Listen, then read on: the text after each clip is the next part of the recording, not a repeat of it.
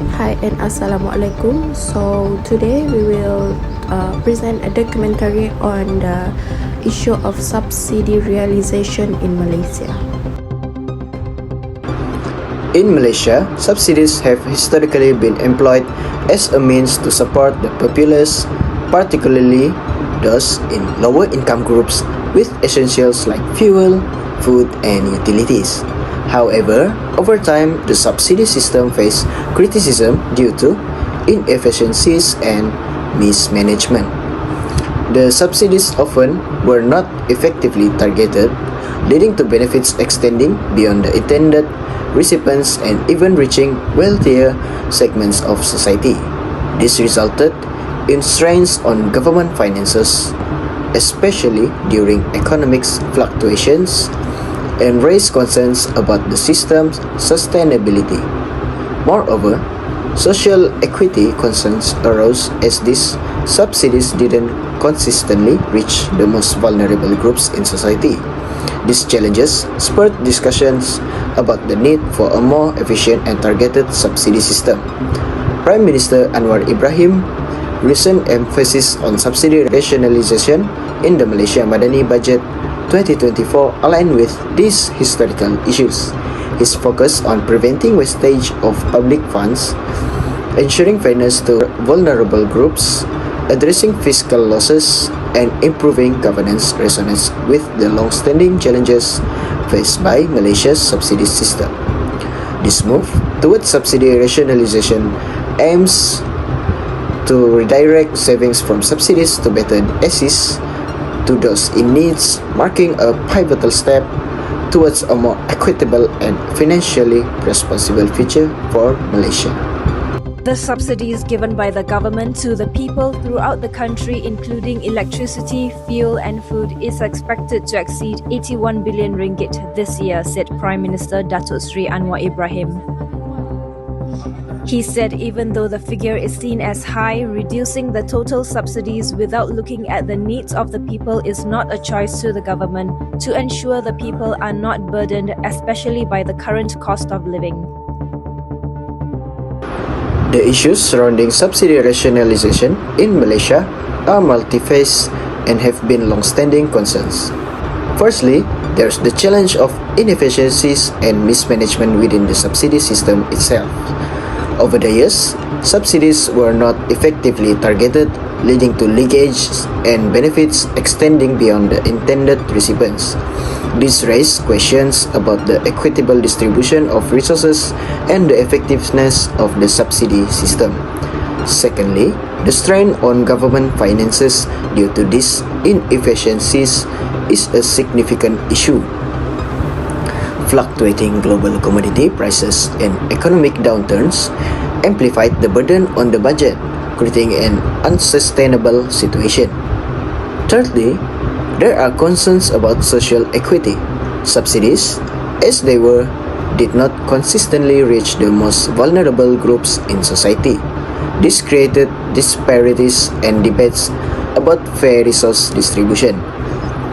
Addressing these challenges required a holistic approach, focusing on fiscal responsibility, efficient resource allocation, and improving governance to ensure that subsidies serve their intended purpose effectively. Prime Minister Anwar Ibrahim's recent emphasis on subsidy rationalisation in the Malaysia Madani Budget 2024 aligns with these issues. His intent to prevent wastage, ensure fairness to vulnerable groups, address fiscal losses, and improve governance is a concerted effort to tackle these historical challenges and pave the way for a more equitable and socially responsible system. Okay, so for the opinion of the issue is that subsidies realization in Malaysia is multifaceted issue requiring a delicate balance between the economic prudence, social equity, and political sensitivity. On one hand, the rationalization of subsidy presents an opportunity for the government to reallocate resources more efficiently, curtail excessive spending and foster market competitiveness. And also it allows for a shift from blanket subsidies to target assistance, which can better benefit those truly in need while reducing the strain on government coffers.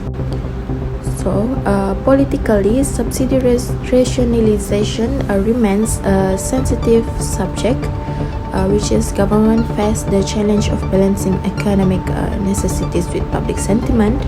Drastic cuts or sudden change can trigger discontent and backlash, potentially affecting the political stability.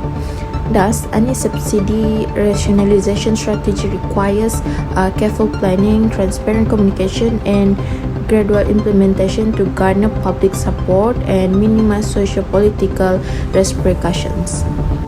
So, in a sense, while the rationalization of subsidies in Malaysia holds the promise of the fiscal prudence and market efficiency, it must be executed with meticulous considerations for its social impact. So, striking a balance between economic rationality and social welfare remains pivotal, necessitating a paced approach, targeted assistance scheme, and robust communication to ensure a fair and sustainable transition for all segments of society. Prime Minister Anwar Ibrahim, who will be tabling Budget 2024, is expected to announce details on subsidy rationalisation to better help the lower income group without neglecting middle income earners. In a recent interview with CNA, he said the current subsidy program that ran up to $17 billion last year is plagued by leakage and wastage and simply not sustainable. Half of fuel subsidies are said to benefit the rich. Okay, so for the positive effect on the subsidies rationalization in Malaysia is first, enhance economic efficiency. Okay, so subsidies rationalization can lead to improved economic efficiency by reallocating resources towards more productive sectors. Okay, it reduces government expenditure on subsidies, freeing up funds that can be channeled into areas like education, healthcare or infrastructure development. This redirection of resources can stimulate economic growth, encourage innovation, and create a more competitive market environment. Okay, next is reduce fiscal strain. Rationalizing subsidies have alleviated the fiscal burden on the government. So, by targeting the subsidies to those who need them most and gradually reducing or eliminating inefficient blanket subsidies, the government can better manage its budget, reduce budget deficits, and mitigate national debt. This, in turn, contributes to overall fiscal stability and strengthen the country's economic resilience. Subsidies are frequently introduced into an economy with the intention of providing support and stability to the specific sector. Subsidies, despite their well-intended consequences, can have unintended negative consequences. In this context, it is critical to investigate the negative consequences of long-term subsidy programs, which can range from the market distortion to stifling innovation and fostering dependency. Let's look at this potential drawback to get a better understanding of the challenges of subsidy implementation. Subsidies frequently cause market price to be distorted, disrupting the fundamental forces of supply and demand.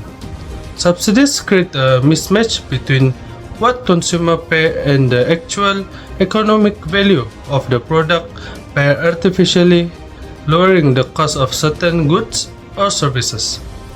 This distortion can result in resource misallocation because consumer and producer make decisions based on the subsidized price rather than true market condition.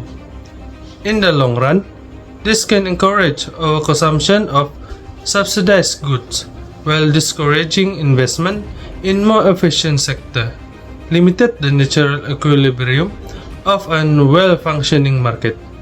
As a result, the market failed to accurately reflect consumer preference and needs, potentially fostering inefficiency and preventing overall economic growth.